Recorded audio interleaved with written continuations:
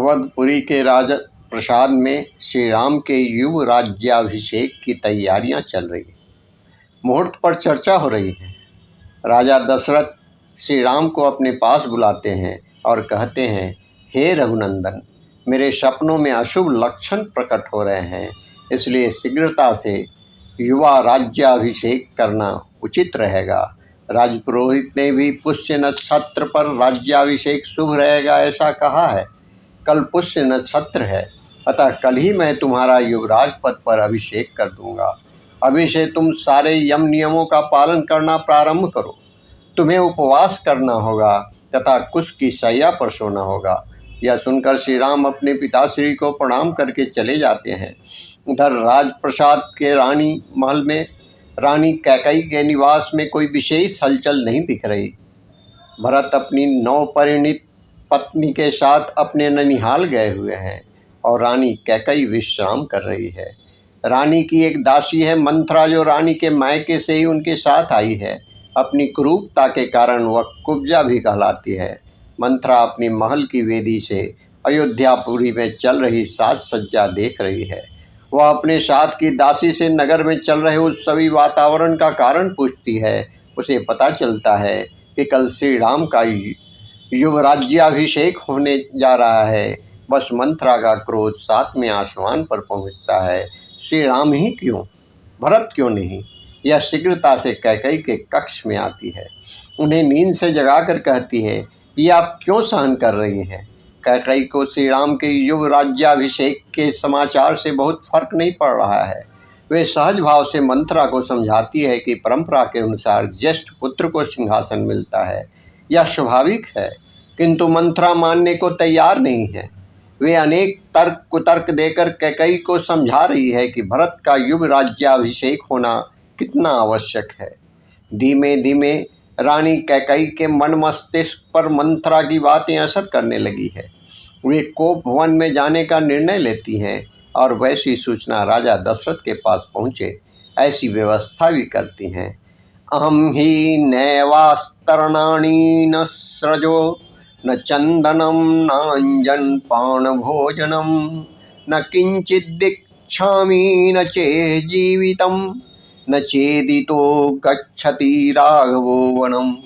कल के राज्याभिषेक की तैयारी में व्यस्त राजा दशरथ के पास रानी कैकई के कोप गृह में जाने का समाचार मिलता है। राजा दशरथ शीघ्रता से वहां पहुंचते हैं। हर्ष से आह्लादित और उत्साहित अयोध्या के ठीक विपरीत चित्र उन्हें यहाँ दृष्टिमान हो रहा है। उदासीन और निराशा भरे वातावरण के बीच में रानी कैकई मंच पर शोक करती हुई दिखती हैं। अवध नरेश जब अपने इस रानी से उसके कुपित होने का कारण पूछते हैं तो कैकई बताती है कि राज्याभिषेक तो भरत का होना चाहिए और राज्याभिषेक के बाद श्री राम को 14 वर्षों तक वनवास में जाना चाहिए। कैकई के मुख से यह विषैले शब्द सुनकर मानो राजा दशरथ की हृदय गति रुक सी जाती है।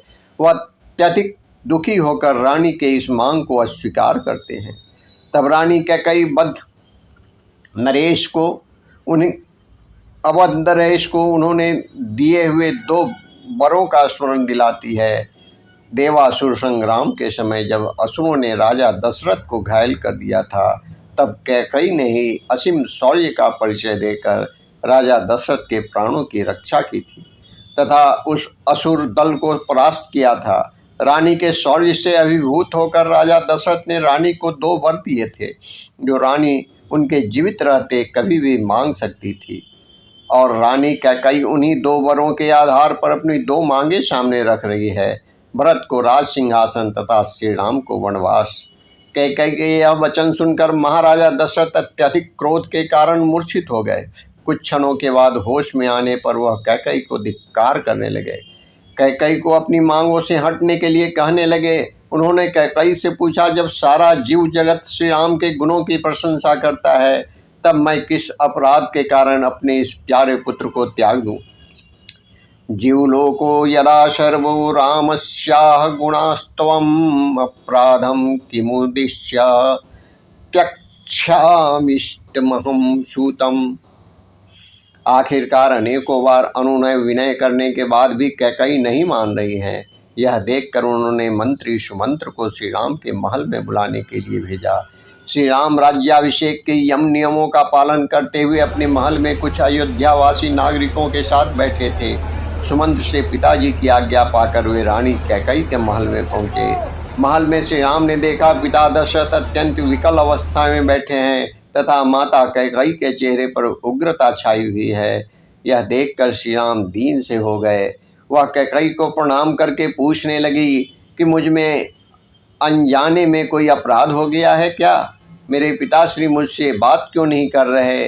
तब कैकई ने श्री राम को अपनी दोनों इच्छाओं के बारे में बताया और यह भी कहा कि आपका वनवास गमन यह राजा दशरथ की आज्ञा है। यह सुनकर श्री राम बड़े सहज भाव से बोले, हे माते, बहुत अच्छा, ऐसा ही होगा। मैं महाराज की आज्ञा का पालन करने के लिए जटा और चीर धारण करके वन में रहने के निमित्त यहाँ से अवश्य रूप से चला जाऊंगा। मन्योर्न च त्वया कार्यो देवी ब्रूमि तवाग्रतः यास्यामि भव सुप्रीता वनम चीर जटाधर। आगे दशरथ नंदन कहते हैं, किंतु माते, मुझे दुख मात्र इतना है कि पिताश्री ने पहले ही मुझे यह क्यों नहीं बताया। वे यदि मुझे संकेत मात्र कर देते तो मैं अपने प्यारे भरत के लिए यह राज्य, सारी संपत्ति और मेरे प्राण भी अर्पित कर देता। श्री राम के वनगमन की तैयारी देखकर भ्राता लक्ष्मण अत्यंत क्रोधित हो उठे, किंतु श्री राम का संकेत पाकर दोनों आंखों में आंसू भरकर चुपचाप श्री राम के साथ चल पड़े। श्री राम वनवास में जाने वाले हैं, यह समाचार आग की भांति सारी अयोध्या नगरी में फैल गया। राजप्रसाद में शोक छा गया।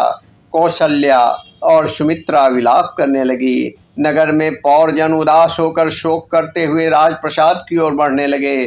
श्री राम के साथ जाने के लिए सीता ने हठ किया। श्री राम ने उन्हें अनेक प्रकार से समझाया, किंतु वह नहीं मानी।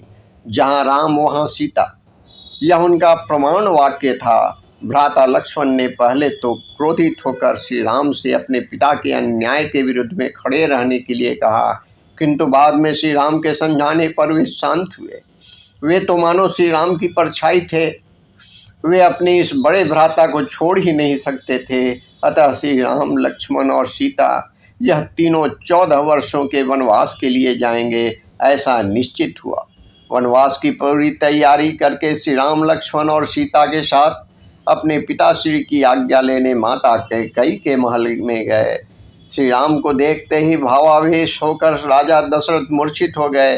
कुछ क्षणों के बाद चेतना की अवस्था में आने पर उन्होंने अपने ज्येष्ठ पुत्र से कहा, रघुनंदन, मैं कैकई को दिए हुए वर के कारण मोह में पड़ गया हूँ।